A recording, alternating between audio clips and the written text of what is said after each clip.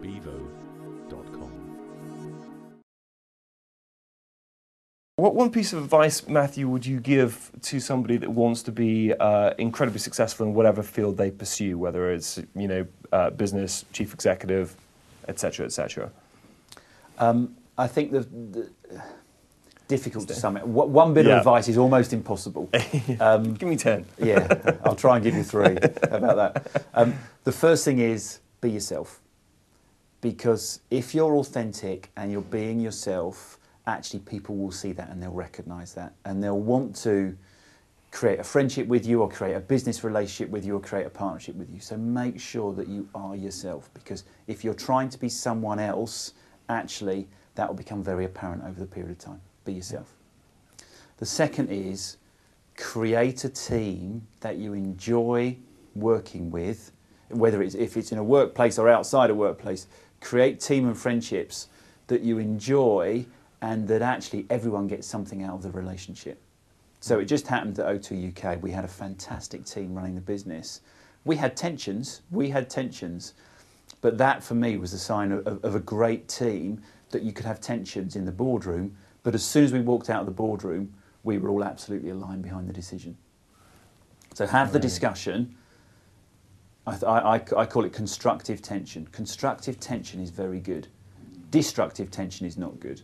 Constructive tension. Have the debate, decide what you're going to do, and make sure you walk out of that boardroom 100% aligned as a team. So build a team that actually you enjoy working with, that have got the same attitude and approach as you, and actually you'll find that work becomes actually more than work. It becomes part of your life from a positive angle. What I would also say to that, in whatever you're doing, make sure you've got a release. So we're really careful that actually work and home is balanced. That if you end up working all the hours and just becoming focused 100% on work, you'll lose perspective. You'll lose perspective. A great story on perspective, if I can give that to you. Yeah, please. Actually, while we were negotiating the iPhone deal, and it was a summer's evening, I was at home, and my phone went, and it was Steve Jobs. Steve Jobs was ringing me up, it was a lovely summer's evening, and I went to sit on the step outside my home, actually talking to him about the product and what we were going to do with the product in the UK. And it was quite an involved conversation. I'm talking to this guy who's an absolute icon in the business world. And all of a sudden I heard from behind me, "On guard, on guard." And I'm thinking, what's all this about? And I turn round and my 14-year-old is running around the house with a biscuit tin on one arm and a plastic sword in the other, trying to kill a dragonfly. For me, that was perspective. I'm talking to Steve Jobs about the iPhone deal, and I've got my 14-year-old who's in a completely different world. Yeah. But so important to keep perspective on life, as that your job is not everything. It's part of your life, and you have to have that relationship with that 14-year-old. I can say, "Nathan, stop doing that. I'm trying to talk to someone." But actually recognise that he's got his own life, and he's in. The fact I'm trying to negotiate the iPhone deal to a 14-year-old at that point was nothing. I think the fourth bit for me on being successful, know your strengths and know your weaknesses. Once you know that, play to your strengths and get people around you that help you on your weaknesses.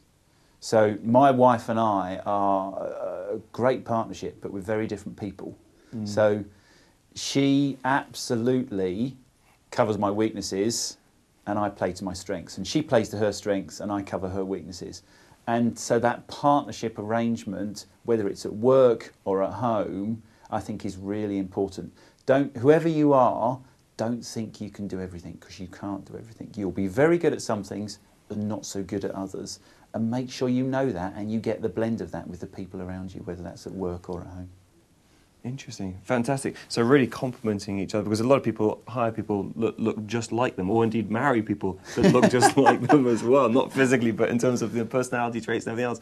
Whereas that's a mistake. You should be complementary team. Well, whatever their do you know what? partnership I'm not a marriage counsellor or anything like that. But I mean, I think the parallels between work and outside work are very important. Know your strengths, play to your strengths, and actually recognise your weaknesses as well.